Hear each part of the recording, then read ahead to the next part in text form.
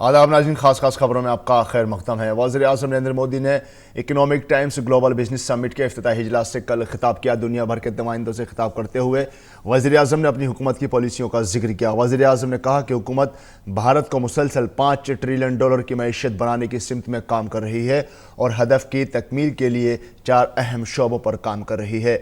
वज़ीर आज़म ने कहा कि दुनिया में मुआशी सूरत हाल अच्छी नहीं होने के बावजूद भारत की मईशत काफ़ी मजबूत है। वज़ीर आज़म ने कहा कि उनकी हुकूमत भारत की तरक्की में निजी सेक्टर के साथ शराकतदारी के नए तरीक़ों को मुतारिफ करा रही है। उन्होंने कहा कि हुकूमत का कारोबारी पेशावरों के साथ मजबूती के साथ खड़ी है। साथ ही वज़ीर आज़म ने कई शोबों का हवाला दिया जिनमें हुकूमत ने बुनियादी ढांचे की तरक्की को रफ्तार देने के लिए कई मुस्बत तब्दीलियों की हैं। उन्होंने कहा कि हुकूमत मुबैना गैर फ़ालियत के पुराने ख्याल को तब्दील कर रही है। इसके अलावा वज़ीर आज़म ने कहा कि कुछ लोगों को जहां हैं वहीं रहने की आदत है, जबकि उनकी हुकूमत भारत को नई सिमत में ले जाने की सिमत में मसरूफ़ है और हिज़्ब इख्तिलाफ को तनक़ीद का निशाना बनाते हुए वज़ीर आज़म ने कहा कि उनकी बातों और उनके काम में वाज़ेह मुनाफ़क़त नज़र आती है।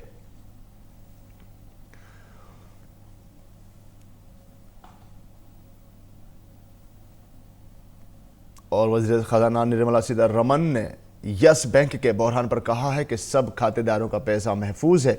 उन्होंने कहा कि इस बहरान का जल्द से जल्द हल निकाल लिया जाएगा। वज़ीर ख़ज़ाना ने कहा कि किसी भी हंगामी हालत में पैसा निकालने के लिए लोगों के पास कानूनी मुतबादिल मौजूद हैं।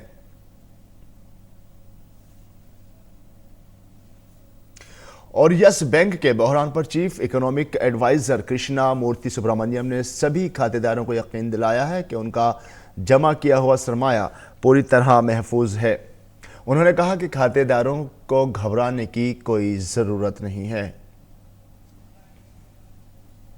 और इत्तलात और नशरियात की वजारत ने केरल के 2 न्यूज़ चैनलों की नशरियात पर 48 घंटे के लिए पाबंदी आयद कर दी है। शुमाल मशरक़ी दिल्ली में हुए तशद्दुद के वाक़यात को नशरियाती ज़ाब्तों के खिलाफ दिखाए जाने पर Malayalam channel Asianet news और मीडिया विन प्रिया पर रोक लगाई गई है।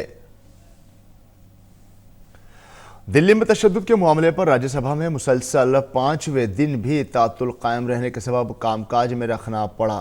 कल उस मामले पर कांग्रेस समेत मुतादिद अपोजिशन पार्टियों के अरकान के हंगामे के सबब ऐवान बाला का इजलास तकरीबन 11:15 बजे ही दिन भर के लिए मुलतवी कर दिया गया। लोकसभा में हंगामे के दरमियान मादनियात कानून तरमीमी बिल 2020 और बैंक रेपोसी एंड इंसॉल्वेंसी कोड दूसरे तरमीमी बिल को मंजूरी दे दी गई।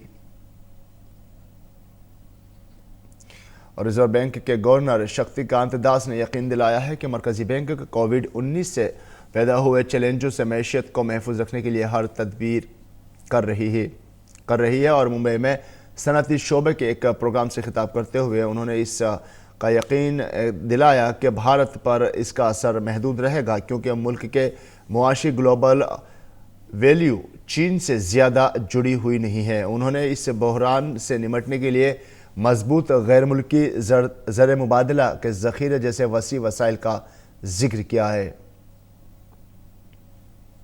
बैनुल-अक़वामी यौम ख़वातीन की मुनासबत से UGC की तरफ से नई दिल्ली में एक तक़रीब मुनक़्क़िद की गई, जिसमें विमेन यूनिवर्सिटियों की वाइस चांसलर्स और मुख्तलिफ विमेन कॉलेजों की प्रिंसिपल्स को एजाज़ से नवाजा गया।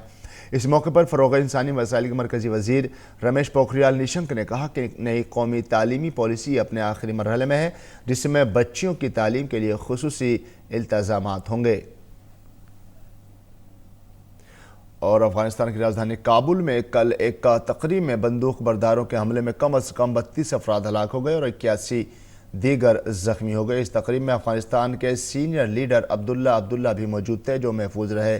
तालिबान ने हमले की ज़िम्मेदारी कबूल की है। और नाज़रीन, ख़ास खबरों में फ़िलहाल इतना ही। हमारी पूरी टीम को दीजिए इजाज़त। शब बख़ैर।